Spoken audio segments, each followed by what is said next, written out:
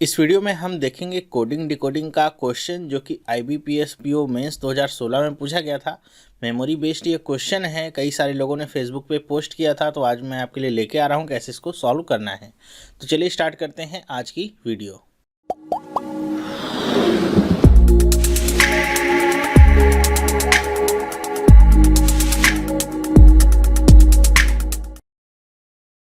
Hello, मेरा नाम चंद्रहास है। स्टडी स्मार्ट में आपका स्वागत है। दोस्तों, इस वीडियो में हम देखेंगे कि कोडिंग डिकोडिंग का एक क्वेश्चन जो कि आपके IBPS PO मेंस में पूछा गया था इस बार 2016 में। कई सारे लोगों के लिए सरप्राइजिंग फैक्टर था वो, क्योंकि इस तरह के क्वेश्चंस पहले कभी पूछे नहीं गए थे। तो चलिए हम देखते हैं कि कैसे इस तरह के क्वेश्चंस को करना है। और अगर आगे आप तैयारी कर रहे हैं तो बहुत सारे मेंस आपको देने पड़ सकते हैं, जैसे RRB मेंस या IPPB मेंस। तो वहाँ पे अगर इस तरह के क्वेश्चंस आते हैं तो घबराइएगा नहीं, कैसे करना है बस इसको ध्यान दीजिएगा। अब ये है आपके सामने क्वेश्चन, मेमोरी बेस्ड इसे कहा जा रहा है। बहुत सारे लोगों ने कल रात में फेसबुक पे इसको पोस्ट किया था ग्रुप में, तो वहीं से मैंने इस क्वेश्चन को उठाया है। तो यहाँ पे देखिए क्या लिखा हुआ है, study the following information carefully and answer the question given below. अब यहाँ पे लिखा है इन सर्टेन कोड लैंग्वेज। अब ये सारी चीज़ें यहाँ पे कोड लैंग्वेज में लिखी गई। यूजुअली होता क्या था, यहाँ पे थोड़ा सा मैं टाइम यहाँ पे आपका लूँगा, बुरा मत मानिएगा, कि हमको यहाँ पे कुछ भी लिखा रहता था, जैसे यहाँ पे गिव सोल्यूशन फॉर प्रॉब्लम ऐसे लिखा रहता था, और उसके बाद ये चाइनीज़ पजल इसको कहा जाता था, कई लोग कहते थे। तो इसके अलग अलग यहाँ पे तरीके लिखे जाते थे। ये ऐसे लिखा रहता था, वो ऐसे रहेगा आपका, GIJA ऐसे करके आपका लिखा रहता था। तो इसमें होता क्या था कि हम 2-3 स्टेटमेंट्स को लेते थे, कंबाइन करते थे और देखते थे कि क्या क्या कॉमन निकल रहा है। ठीक है, जैसे अगर मैं दूसरा स्टेटमेंट यहाँ पे लिखता हूँ TAGA और यहाँ पे ये, तो यहाँ पे देखेंगे हम ये WU जो लिखा हुआ है, ये दोनों में क्या है, कॉमन है। तो ये दोनों में कॉमन होता था, तो हम यहाँ से देख लेते थे कि दोनों में कॉमन क्या मिल रहा है हमको। तो जो भी हमको कॉमन मिलता था वही हम यहाँ पे देख लेते थे कि अच्छा वो के लिए क्या ये आपका कोड लैंग्वेज निकल के आ रही है, वो हम यहाँ पे लिखते थे। लेकिन यहाँ पे जो आपको प्रॉब्लम दिख रही है, ये इस तरह की प्रॉब्लम नहीं है। ठीक है, जैसे यहाँ पे लिख गिव सोल्यूशन फॉर प्रॉब्लम। अब यहाँ पे has E4 $R3 star M7 @ N8। तो ये आपका कुछ दूसरे तरीके की कोडिंग लिखी गई है। यहाँ पे अगर हम कहें सही शब्दों में तो कुछ इस तरह का है कोडिंग, जैसे आपकी इनक्रिप्टिंग होती है। इनक्रिप्टिंग समझते हैं ना आप? तो उस तरीके का कुछ कोडिंग लिखी गई है क्रिप्टोग्राफी में। तो इसको कैसे सॉल्व करना है, इसमें अगर आप और हम देखें, अगर कॉमन ढूंढने का प्रयास करें तो कॉमन ढूंढेंगे किसे, हैज़ E4। तो हैज़ E4 अगर हम देखते हैं कॉमन कहीं मिलता है, तो यहाँ पे देखिए आपको कहीं भी हैज़ E4 कॉमन नहीं मिलेगा। पूरा का पूरा आपको कहीं भी एक लेटर कॉमन नहीं मिलता है, तो बड़ी प्रॉब्लम सी हो सकती है यहाँ पे। तो इसके लिए हम क्या करेंगे कि अगर आप केवल एक यहाँ पे जो इसका पहला सिंबल है इसको भी अगर कॉमन ढूंढिए तो हैज़ है, यहाँ भी आपको हैज़ मिलेगा, यहाँ भी आपको हैज़ मिलेगा और यहाँ भी आपको हैज़ मिलेगा। इसी तरह डॉलर को देखेंगे तो डॉलर भी सब जगह आपको देखने को मिलेगा। तो ये भी आपके लिए बड़ी प्रॉब्लम की बात होगी, कैसे करेंगे इसको, करेंगे भी तो बड़ी परेशानी सी उत्पन्न होगी। मैं एग्ज़ाम टाइम की बात कर रहा हूँ। आंसर जानने के बाद तो बहुत सारे लोग इसको कर लेंगे, सभी कर लेंगे आंसर जानने के बाद कैसे करना है। लेकिन इसके लिए आपकी फर्स्ट अप्रोच कैसी होनी चाहिए कि अगर इन द केस एग्ज़ाम में इसका भी पैटर्न कुछ बदल के आ जाता है तो आपको क्या करना है।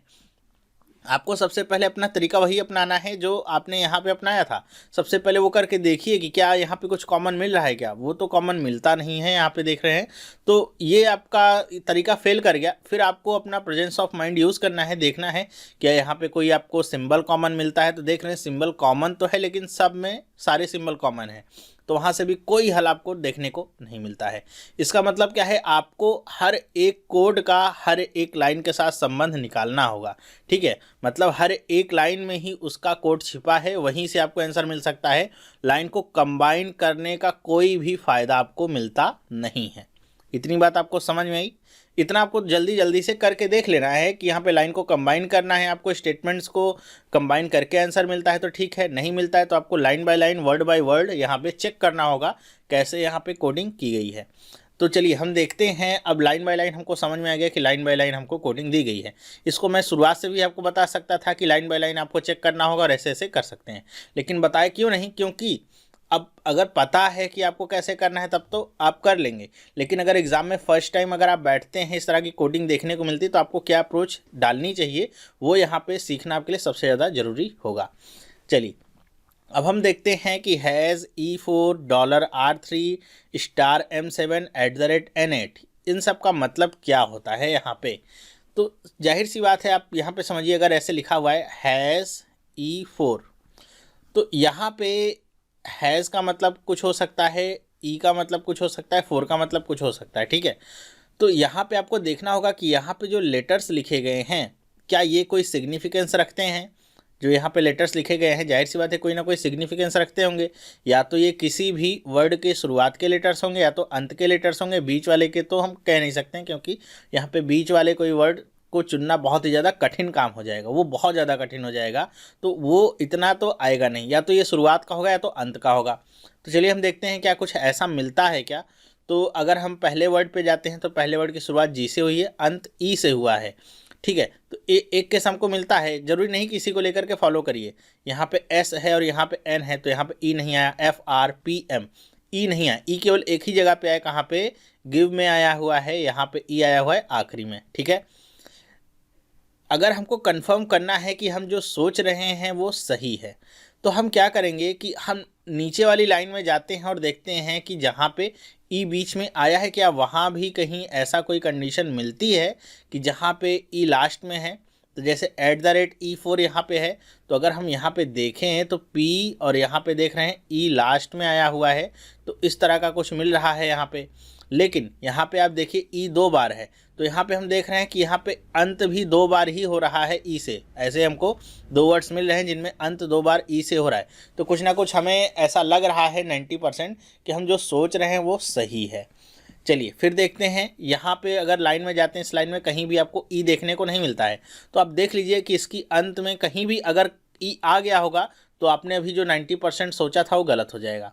तो हम देखते हैं यहाँ पे टी है, डी है, वाई है, एम है। देखिए शुरुआत या अंत यहाँ कहीं से भी आपको ई से देखने को नहीं मिल रहा है, मतलब कि आपने जो सोचा एकदम 99% श्योर हो गए हैं आप।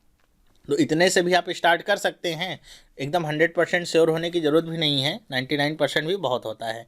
फिर भी अगर देखना चाहें तो लास्ट वाले ई को देखिए, तो क्या है, देखिए यहाँ पे कहीं पे ई आखिरी में आता है, तो यहाँ पे ई केवल एक बार ही आया आखिरी में। तो ये आप इतना समझ गए होंगे कि जो लास्ट वाला जो लेटर है यहाँ पे, वही यहाँ बीच में लिखा गया है। ये ध्यान रखिएगा, या तो फर्स्ट लेटर लिखा जाएगा या तो लास्ट लेटर। तो यहाँ पे हमको देखने को मिला लास्ट लेटर क्या लिखा हुआ है, ई। ओके, तो लास्ट लेटर ई लिखा हुआ है। तो यहाँ पे और देख लेते हैं, और दोनों कोड का मतलब क्या है। यहाँ पे क्या लिखा गया है, 4। अब इस 4 का क्या सिग्निफिकेंस है, अगर हम गिव को देखें तो केवल देखते हैं गिव। गिव में 4 का मतलब क्या है, देखिए, तो 4 का मतलब हम ई का पोजीशन भी हो सकता है 4। आप ऐसे नहीं कह सकते किसी एक चीज़ को, हो सकता है ई की पोजीशन 4 हो अल्फ़ाबेट में, लेकिन ई की पोजीशन क्या होती है अल्फ़ाबेट में, 5 होती है। तो 4 का कोई सिग्निफिकेंस यहाँ पे नहीं, यहाँ पे देखने को मिल रहा है। और क्या हो सकता है, देखिए, तो और यहाँ पे आप देख सकते हैं कि गिव में कितने लेटर्स हैं, तो 1 2 3 4 लेटर्स हैं। तो वहाँ से कुछ आप भिड़ा सकते हैं इसको कि यहाँ पे 4 लिखा हुआ है, 4 का मतलब क्या होगा, 4 लेटर्स यहाँ पे होंगे। इन दैट केस आप थोड़ा सा क्रॉस चेक करना चाहें तो और कर सकते हैं। जैसे यहाँ पे ई के लिए हमने क्या देखा था, सेल, तो सेल के आगे भी यहाँ पे देखिए क्या लिखा हुआ है, 4। तो यहाँ पर भी देखिए 4 लेटर्स ही हैं, तो मतलब हाँ सही चल रहे हैं। आगे आके देखिए आखिरी वाले में क्या है, ई के साथ 5 है। तो ई वाला जो हमने देखा था कौन सा वर्ड था, ये लास्ट वाला। यहाँ पे देखिए कितने लेटर्स हैं, 1 2 3 4 5, 5 है। मतलब एकदम कंफर्म हो गया आपको कि ये क्या है, 4 जो लिखा हुआ है, ये जितने आपके यहाँ पे लेटर्स होंगे उसी का नंबर लिखा हुआ है, ठीक है। अभी एक बाकी है, ठीक है, एक बाकी है, वो क्या है, हैज़। हैज़ का मतलब क्या है, यहाँ पे देखिए, तो यहाँ पे ई वाला कौन सा है, गिव वाला है, ठीक है, गिव वाला है। तो ई के सामने यहाँ पे क्या लिखा हुआ है, हैज़। तो हैज़ का मतलब क्या हो सकता है, सोचिए, हमने आखिरी का लेटर निकाल लिया और नंबर ऑफ लेटर्स निकाले, तो हैज़ क्या सिग्निफाई कर सकता है, कहीं ये फर्स्ट लेटर तो नहीं सिग्निफाई कर रहा है। तो हैज़ के लिए यहाँ पे जी हो सकता है फर्स्ट लेटर। हम और देख लेते हैं हैज़ किसके साथ आया है, तो यहाँ पे देखते हैं #T5। तो टी हम देखते हैं किसके लास्ट में है, तो ये लास्ट में हमको मिला टी। तो इसके आगे भी क्या लगा हुआ है, हैज़। तो यहाँ पे देखिए, तो यहाँ भी क्या आ गया है, जी, ठीक है। फिर इसी तरह आगे चलते हैं, यहाँ पे क्या है, वाई के साथ हैज़ है। तो वाई किसके साथ अंत हुआ है, ये वाई यहाँ पे अंत हुआ है, और इसके पहले भी क्या है, जी। मतलब ये पता चल गया कि जो हैज़ है वो किसके लिए आया है, जी। बस एक आपको करने की देरी होगी, एक कोड आपने बस समझ लिया, बस आसान हो गया, एकदम चुटकियों का खेल है बस। अब आपने ये समझ लिया कि जो पहला सिंबल आ रहा है वो फर्स्ट लेटर के लिए है, ठीक है। जो भी आपका वर्ड का फर्स्ट लेटर होगा उसके लिए आपके सिंबल्स यहाँ पे दिए जा रहे हैं, ठीक है। जो बीच वाला जो आपका लेटर आ रहा है, जैसे यहाँ पे ई आया है, वो क्या है, आपका लास्ट आपका लेटर दिखाता है वर्ड का, ठीक है। और जो भी नंबर आ रहा है वो क्या है, वो बताता है नंबर ऑफ लेटर्स कितने हैं उस वर्ड में। बस इतना सा काम है, हो गया ख़त्म। पूरी कोडिंग डिकोडिंग यहीं पे आपकी समाप्त हो जाती है। अब आपको अगर देखना है कि $R3 इसका मतलब क्या है, तो आपको बस यहाँ पे जो सिंबल्स हैं उसके लिए आपको डिकोड कर लेना है कि ये सिंबल्स किस किस लेटर को रिप्रेजेंट कर रहे हैं। बाकी सारी कहानी सेम है, ठीक है, क्योंकि आर पता होगा लास्ट लेटर होना है और 3 का मतलब नंबर ऑफ लेटर्स कितने होंगे, वहाँ पे 3 होंगे। तो जैसे हमने अभी देखा कि हैज़ किसके लिए आ रहा है, हैज़ आ रहा है आपका जी के लिए। डॉलर किसके लिए आएगा, तो आप आसानी से देख सकते हैं, देखिए आर से किसका अंत हो रहा है, तो आर से यहाँ पे अंत हो रहा है फॉर का। 3 लेटर्स हैं, जी हाँ सही है। तो डॉलर का मतलब क्या हो जाएगा, एफ। तो आप आसानी से निकाल सकते हैं डॉलर का मतलब क्या, एफ। इसी तरह यहाँ पे M7 है, तो M देखिए लास्ट में किसके आ रहा है, तो ये आ रहा है प्रॉब्लम के लास्ट में M। तो यहाँ पे स्टार का मतलब क्या हो जाएगा, इसका पहला लेटर क्या, P। तो स्टार का मतलब क्या हो गया, P। फिर एक और बचा है @ तो @ है, तो बचा तो एक ही है सॉल्यूशन। तो यहाँ पे S के लिए क्या यूज होगा, @, ठीक है। S के लिए क्या यूज होगा, @ फिर देख लीजिए यहाँ पे कोई और सिंबल्स यूज हुए हैं क्या जिनको आपने अभी तक इंक्लूड नहीं किया है, @ डॉलर, हैज़, स्टार डॉलर, @ जल्दी जल्दी से आप ये काम कर सकते हैं। तो हमको देखने को मिला नहीं, केवल 4 ही सिंबल्स हैं, बाकी और कोई यूज नहीं हुआ है। इतनी सी कहानी है, बस हो गया, ठीक है, ख़त्म कहानी। अब इसमें ये आप अगर देखिए कि पहले वर्ड के लिए क्या पहला यहाँ पे आया हुआ है, दूसरे वर्ड के लिए दूसरा आया हुआ है, नहीं, यहाँ पे दूसरा वर्ड आपका क्या लिखा हो, सॉल्यूशन, जबकि इसका कोड कहाँ पे है, सबसे आखिरी में है। तो ये आपकी यहाँ पे सीरीज़ नहीं बन रही कि पहले वर्ड के लिए ये पहला आ गया तो आपका दूसरे वर्ड के लिए आखिरी वाला यहाँ पे दिख रहा है, दूसरा वाला नहीं दिख रहा है। तो इस बात को आप ध्यान रखिएगा, ठीक है। यहाँ पे नंबरिंग आगे पीछे कुछ भी हो सकती है कोडिंग की, लेकिन कोड लिखे कैसे गए हैं ये आपको समझ में आ गया है कि जो पहला आपका सिंबल है वो रिप्रेजेंट करता है फर्स्ट लेटर को, फिर उसके बाद जो बीच में लेटर आ रहा है एक लिखा हुआ वो रिप्रेजेंट करता है लास्ट लेटर को वर्ड के, और जो नंबर लिखा हुआ आ रहा है वो बताता है कि नंबर ऑफ लेटर्स कितने हैं उस वर्ड में। बस इतनी सी बात है। अब इसके हिसाब से हम आगे कुछ भी कर सकते हैं, जो भी हमसे पूछा जाए। अगर मैं आपको यहाँ पे जैसे दे दूँ कि बताओ एप्पल को आप कैसे कोड करेंगे, तो एप्पल को आप कैसे कोड करेंगे, तो आपको पता क्या है कैसे कोड करना है। यहाँ पे ए के लिए मैंने कोड तो लिखा नहीं, चलिए कुछ और ले लेता हूँ। यहाँ पे हमको पता क्या है, GFPS। चलिए फेसबुक को आप कैसे कोड करेंगे, फेसबुक मैं ले लेता हूँ अपने से ही। फेसबुक को आप कैसे कोड करेंगे, आपको पता क्या है, एफ के लिए आपको क्या यूज़ करना है, कोड डॉलर। तो सबसे पहले आप लिखेंगे डॉलर, फिर आखिरी में क्या आ रहा है, के, और उस आखिरी का जो आपका लेटर होगा उसको आपको मिडिल में लिखना है, के। नंबर ऑफ लेटर्स कितने हैं वर्ड में देख लीजिए, तो 1 2 3 4 5 6 7 8, आखिरी में क्या लिखेंगे, 8। देखिए आपने कोड कर लिया, आपने किया आसानी से। बस यही मैं आपसे कहना चाह रहा हूँ कि इसमें आपको बस एक आपको कोडिंग निकाल लेनी है कैसे हो रही है, उसके बाद आसान हो जाता है। लेकिन ये तब जब इस तरह के कोड आपने पहले किए होंगे तो ज़्यादा आसान होता है, वरना थोड़ा सा टेंशन वाली बात हो जाती है। तो क्या क्या मैंने पॉइंट बताया उसको ध्यान रखिएगा। थोड़ा सा टाइम लगा है उसके लिए माफ़ी चाहूँगा, लेकिन थोड़ा टाइम इसमें देना पड़ रहा है क्योंकि इस तरह के अगर आते हैं तो आपका ही नुकसान होता है 5 नंबर का। तो थोड़ा सा टाइम दीजिए, थोड़ा सा पेशेंस अपने अंदर धारण करिए। बहुत जल्दी जल्दी सीखने के चक्कर में ही हम कुछ नहीं सीख पाते हैं, फिर 1 साल हमारा वेस्ट होता है। तो थोड़ा धीमे धीमे भी सीखेंगे तो चलेगा काम। तो पहली बात क्या है कि अगर आपको कोई भी कोडिंग डिकोडिंग का यहाँ पे आता है, कोई भी आ जाए, जैसे यहाँ पे चाइनीज़ लैंग्वेज आ जाए, चाहे इस तरह का क्रिप्टोग्राफिकल आपका आ जाए, कुछ भी आ जाए, तो आपको देखना क्या है कि आपको सेंटेंस कंबाइन करके अगर आंसर मिल रहा है क्या, सबसे पहले वही चेक करना है। देखेंगे कॉमन क्या क्या आ रहा है, सेंटेंस कंबाइन करते हैं, देखते हैं वहाँ से मिलता है क्या। अगर मिला तो वेल एंड गुड, वही आपका तरीका फॉलो होगा कि कंबाइन कर करके आप हर एक वर्ड का अलग से निकाल लेंगे कि अच्छा इसका मतलब क्या होता है, इसका मतलब क्या होता है, इसका मतलब क्या होता है, और जहाँ भी आपसे पूछा जाएगा वही वही आप कोड को रख देंगे।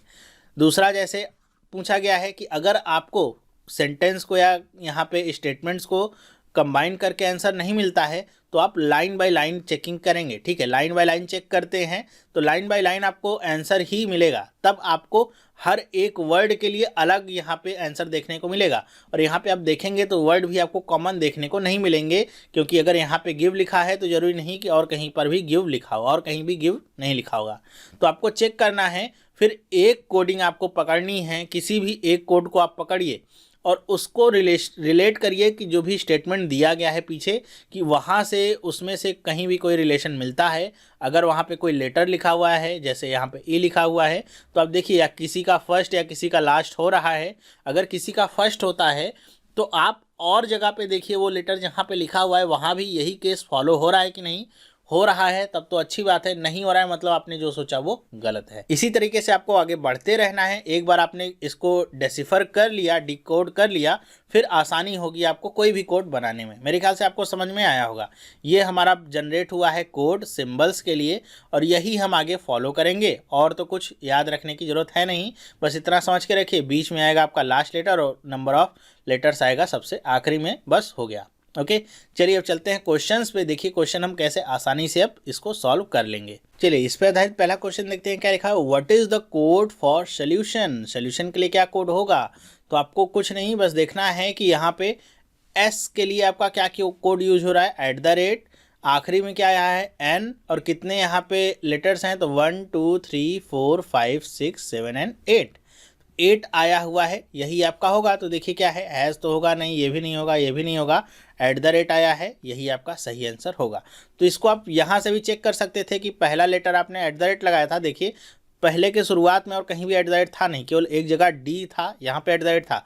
इनकेस अगर आपके पास 2-3 सेकंड बाकी होते हैं तो थोड़ा सा रिस्क लेके आप डी वाले को टिक कर सकते हैं, ठीक है। लेकिन अगर आपके पास टाइम है तो पूरा कोड आप लिखने की कोशिश करिए, क्योंकि कई बार अगर यहाँ पे लिखा होता @N7 तो ये क्या होता, गलत हो जाता है, फिर आपका ई वाला होता है आंसर। जैसे यहाँ पे लिखा है कैन नॉट बी डिटरमाइंड, या फिर नन ऑफ दीज अगर ऑप्शन होता तो वही आपका पांचवा ऑप्शन होता, क्योंकि ये क्या हो जाता गलत अगर @N7 लिखा होता तो, ठीक है। तो can not be determined in case यहाँ तो नहीं होगा, क्योंकि डिटरमाइन तो हम कर पा रहे हैं, लेकिन अगर यहाँ पे होता नन ऑफ दिस तो वही आपका ऑप्शन होता, इन केस अगर ये ऑप्शन आपका लिखा होता। तो आप कोशिश करिएगा कि पूरा कोड लिख लीजिए और मिला लीजिए कि एकदम सही सही लिखा हुआ है कि नहीं। तो देखिए कितने आसानी से हमने कर लिया, कोई भी टेंशन वाली बात नहीं थी। आगे बढ़ते हैं, क्या लिखा है, which of the following code can be coded for friends. Friends के लिए आप कैसा कोड बना सकते हैं, तो हमको पता है कैसा कोड बना सकते हैं। पहले लेटर के लिए हमको कौन सा सिंबल यूज़ करना है, $, ठीक है। आखिरी के लिए क्या यूज़ करना है, जो भी यहाँ पे लेटर लिखा हुआ है क्या है, S। और कितने यहाँ पे लेटर्स हैं गिन लीजिए, 1 2 3 4 5 6 और 7। $S7 देखिए कौन सा कोड है, हैज़ @7 नहीं, $R7 नहीं, $S7, यही आपका सही आंसर है। बाकी आगे चेक करने की तो ज़रूरत ही नहीं है। ओके मेरे ख्याल समझ में आया होगा। फिर नेक्स्ट चलते हैं, क्या लिखा, what is the code for search from page. Search from page के लिए कोड क्या हो सकता है, तो हम सबके लिए कोड लिख लेते हैं। यहाँ पे देखिएगा सीक्वेंस जरूरी नहीं है कि सर्च के लिए पहले आएगा, फ्रॉम के लिए पहले आएगा, पेज के लिए पहले आएगा, कोड तीनों होने चाहिए, बस ये आपको देखना होगा ऑप्शंस में से। तो सर्च के लिए कोड क्या हो सकता है, तो सर्च के लिए कोड हो सकता है @H, और कितने यहाँ पे लेटर्स हैं, तो 1 2 3 4 5 और 6 लेटर्स हैं, ठीक है। फ्रॉम के लिए क्या कोड हो सकता है, तो फ्रॉम के लिए कोड हो सकता है $, और बीच में आ जाएगा M, कितने लेटर्स हैं यहाँ पे, 4। पेज के लिए क्या हो सकता है, तो P के लिए आपका क्या यहाँ पे है, स्टार, और E आएगा और ये भी आएगा 4। तो बस ये आपको मैच करना है कहाँ पे आपको मिल रहे हैं, *E4 @H6 $M4। तो ये देखिए पहला ही आपका जो ऑप्शन है वो सही आपको मिल गया। आपको बस तीनों मैच कर लेने हैं कि तीनों मैच कहाँ पे हो रहे हैं। ज़रूरी इनकी सीक्वेंसिंग नहीं है कि आपने जैसे निकाला है वैसे ही होना चाहिए, बस ये तीनों एकदम सही मैच होने चाहिए। और कहीं देखिए यहाँ पे देखिए क्या लिखा है, $R3, तो $R3 देखिए कहीं पे है कोड में, नहीं है। फिर देखिए *M7, तो हमारा *M4 है, तो ये भी गलत है। @N8 @N तो कहीं पे है ही नहीं, तो ये भी गलत है, ठीक है। और कैन नॉट बी डिटरमाइन तो होगा नहीं, क्योंकि हमने डिटरमाइन कर लिया है, ठीक है। तो यही आपका पहला ही ऑप्शन सही हो रहा था, वही हमने कर दिया। तो ऐसे ही करना है आपको, बस और कुछ नहीं है यहाँ पे ज़्यादा खास। आगे देखते हैं, what is the code for gross. Gross के लिए क्या कोड हो सकता है, तो G के लिए देखिए क्या कोड होता है, तो हैज़ होता है, आखिरी में तो S आएगा, कितने लेटर्स हैं, 1 2 3 4 5, 5 लेटर्स हैं, तो हैज़ S5, देखिए कहीं पे लिखा हुआ है हैज़ S5, तो पहला ऑप्शन सही है, यही आपका हैज़ S5 लिखा हुआ है। टिक करिए और आगे बढ़िए। फिर नेक्स्ट देखते हैं, what is the code for payment, payment के लिए क्या कोड हो सकता है। तो पेमेंट के लिए देखिए क्या है, स्टार, आखिरी में क्या आएगा टी, कितने यहाँ पे लेटर्स हैं देख लीजिए, 1 2 3 4 5 6 और 7 लेटर्स हैं, तो ये स्टार T7। तो कौन सा ऑप्शन आपका सही होता है, देखिए हैश T4 गलत है, डॉलर T7, तो T7 आपको अगर याद रहता है, आगे वाला नहीं चेक करते हैं कि यहाँ पे डॉलर लगा हुआ है, तो इसको सही कर देंगे, तो क्या होगा गलत, स्टार T7, तो सी वाला ऑप्शन आपका सही है, स्टार T7 आपसे मैच किया है और आपने सही कर दिया है। तो यहाँ पे आप एक बात और देख रहे होंगे कि मैं जब भी लेटर्स को काउंट कर रहा हूँ तो एक एक लेटर्स पे अपने कर्सर को रख के काउंट कर रहा हूँ, इसी तरह आपको काउंट करना है। कई बार हमसे धोखा हो जाता है, कहीं भी डबल एस लिखा होता है तो हम उसको एक ही सिंगल मान के काउंट कर लेते हैं, अगर यहाँ पे सावधानी नहीं बरतते हैं तो इस केस में आपसे गलती हो सकती है। तो यहाँ पे जो छोटी सी गलती है इसको करने का प्रयास तो मत ही करिएगा कि स्टार T7 को स्टार T6 लिख के आइएगा, फिर क्या हो जाएगा, गलत हो जाएगा। सब कुछ आते हुए भी गलती कर देंगे थोड़ा सा ओवर कॉन्फिडेंस में आकर के, तो ये गलती करने से आप बचिएगा, ठीक है। तो यहाँ पे हमने देखा कि पांचों क्वेश्चन कितने आसानी से कर लिए अगर हमको कोड पता है कि कैसे उसकी कोडिंग करनी है। तो फिर से आपको एक बार यहाँ पे सचेत कर दूँ किस तरह के क्वेश्चन हो सकता है आपके आरआरबी में आ जाएं, आरआरबी मेंस में। तो इस तरह के क्वेश्चंस की आप थोड़ी सी प्रैक्टिस कर लीजिएगा, और आपको कहीं से इस तरह के और क्वेश्चंस मिलते हैं तो उन्हें कमेंट ज़रूर कर दीजिएगा, चाहे आप फेसबुक पे कर दीजिए, चाहे यहाँ यूट्यूब पे कर दीजिए, कहीं भी कर दीजिए, जिससे मैं वो क्वेश्चन उठा के आपको यहाँ पे देने का प्रयास करूँगा कि कैसे उनको सॉल्व करते हैं। करने का तरीका मैंने आपको बता दिया है, कितना ईजी हो सकता है आपके लिए अगर आपने एक बार ये वीडियो देखा हुआ है। तो नहीं देखा है तो थोड़ा सा एग्ज़ाम में आपके लिए टफ हो सकता है, लेकिन अगर थोड़ा सा दिमाग एग्ज़ाम में भी लगाते ना तो आपसे हो जाता। वो क्या होता है, सरप्राइजिंग एलिमेंट अगर आ जाता है तो हम मेरे अंदर थोड़ा सा डर बैठ जाता है कि कैसे होगा वो वाला, लेकिन यहाँ पे हो जाता अगर थोड़ा सा आप दिमाग लगाते तो यहाँ पे मैंने आपको 2-3 बातें जो बताई हैं उनका बस ध्यान रखिएगा कोडिंग डिकोडिंग से रिलेटेड, कि देखिएगा कंबाइन करके आ रहा है स्टेटमेंट कि नहीं, अगर आ रहा है तो ठीक है, नहीं आ रहा है तो दूसरे पे आ जाइए कि लाइन बाय लाइन आपको चेक करना होगा कि क्या यहाँ पे कोडिंग बन रही है। तीसरा, कोडिंग को चेक भी कैसे करना है आपको, कि वहाँ पे जो भी आपको हिंट मिल रहा है, अगर यहाँ पे लेटर लिखा हुआ है तो आप देखेंगे कि वो लेटर कहीं पे किसी के शुरुआत में अंत में आ रहा है कि नहीं। जरूरी नहीं कि हर जगह यही फॉलो हो कि यहाँ पे टी लिखा है तो ये आखिरी में आ रहा है, तो हर जगह आखिरी का ही यहाँ पे लेटर हो सकता है, वहाँ पे शुरुआत का लेटर लिखा हो। तो दोनों ही चीज़ें आपको चेक करनी होंगी, और एक केवल कोड आपको बना लेना है, एक कोड केवल आपको बनाना है, कैसे वहाँ पे कोडिंग हो रही है, उसके बाद सब कुछ आपके लिए आसान हो जाता है, फिर आप इजीली सारे क्वेश्चन को कर सकते हैं। तो ये जो 5 नंबर होंगे ये आपके 2.5 से 3 मिनट के अंदर आसानी से मिल जाएंगे अगर आपने ये वीडियो देखा हुआ है तो, ठीक है। इसके और क्वेश्चंस मैं भी देखूंगा, अगर मिलते हैं तो आपके लिए लेके आऊँगा। वैसे कोडिंग डिकोडिंग की वीडियो अभी नहीं दी है, दूंगा। मैं आपको शुरुआत से ही चाइनीज़ पजल भी बताऊंगा, तो इस तरह के क्वेश्चंस आएंगे तो आप कर पाएंगे आसानी से। कोडिंग डिकोडिंग का वैसे ही मैं अगर वीडियो लाता हूं, आप देखेंगे कैसे आप 2-3 मिनट के अंदर पूरा 5 नंबर आसानी से पा जाएंगे। तो ये वीडियो आपको कैसा लगा मुझे कमेंट करके बताइएगा कि आपको पसंद आया कि नहीं आया, आप लोगों के लिए लेके आया मैं। और अगर आपको वीडियो पसंद आया है तो इसे आप लाइक करिए, अपने दोस्तों के साथ भी इसे शेयर करिए, ताकि और लोगों तक भी इन्फॉर्मेशन पहुंच सके कि इस तरह के अगर यहाँ पे आते हैं कोडिंग डिकोडिंग क्वेश्चन तो कैसे आपको सॉल्व करना है। हालांकि अभी और सारे टेस्ट पेपर्स आ गए हैं मेमोरी बेस्ड क्वांट वगैरह के भी, तो अगर आप कहेंगे तो उनके भी मैं सॉल्यूशंस लाने का प्रयास करूंगा आपके लिए कि कैसे उनको सॉल्व करना है। और जो फ्लोर बेस्ड पजल वगैरह हैं वो भी आ गए हैं, वो भी मैं देखता हूँ धीरे धीरे आपको सारे दे दूंगा, तो आपको पता चलेगा कि एग्ज़ाम में कैसे क्वेश्चंस पूछे जा रहे हैं। तो ये वीडियो बस यहीं तक, अब हम मिलेंगे नेक्स्ट वीडियो में। ये वीडियो देखने के लिए आपका बहुत बहुत धन्यवाद। आपने अभी तक चैनल को सब्सक्राइब नहीं किया है तो आज इस चैनल को सब्सक्राइब करिए, जिससे इस तरह की जो इन्फॉर्मेशन है आप तक पहुंचती रहे और आपकी प्रिपरेशन बहुत अच्छी होती रहे। अब हम मिलेंगे नेक्स्ट वीडियो में, तब तक के लिए have a nice day and bye.